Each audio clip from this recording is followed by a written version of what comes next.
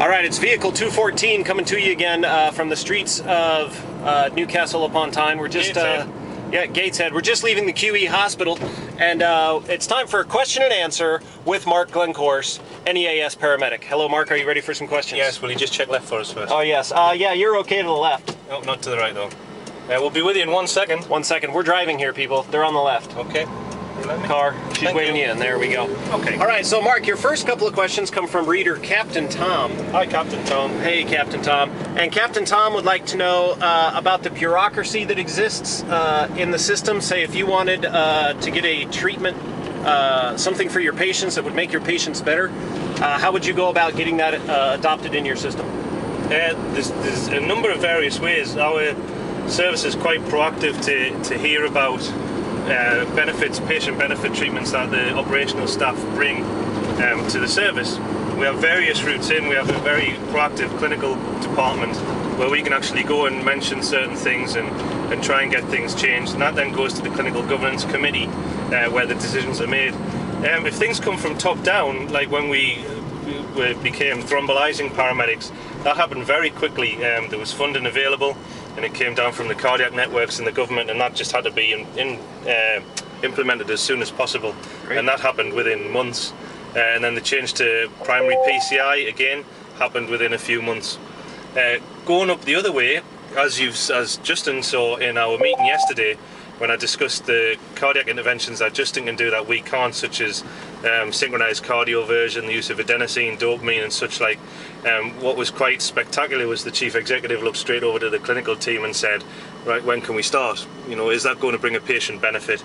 How do we go about it? And once this is finished, I've just got to put a paper together describing some of the benefits that I've seen in Justin's system, and then we're going to look at doing some sort of trial to see whether that is of benefit to us in this system. Great. Next question also from Captain Tom. Real quick, we touched on what an ECSW is, and we know what a paramedic is. Yeah. What are all the ranks within the EMS structure here?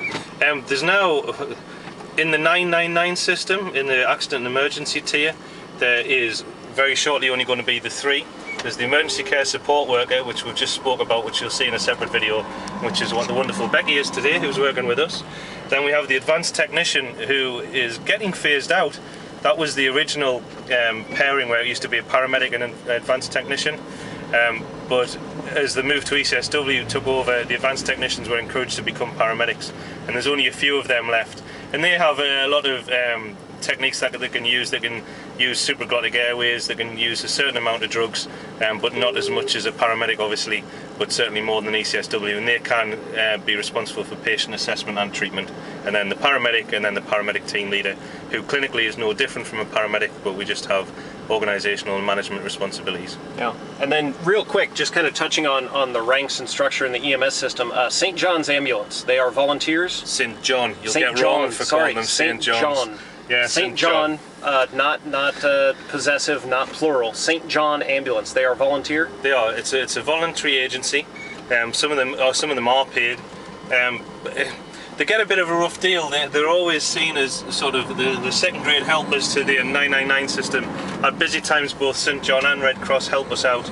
And what a lot of people don't realise is these people who give their time voluntarily, a hell of a lot of them are doctors, nurses, medical professionals, as well as people who've just got an interest in first aid, and they give up their own time to learn how to help people, and they're trained to a very high level. Some of them are up to what our advanced technicians would be equivalent of, and they're becoming more and more an integral part of the community response to various emergencies, and I certainly value their help. Wonderful. All right, so that's our first question and answer period. We're going to try to knock more of these out. Until then, we'll see you.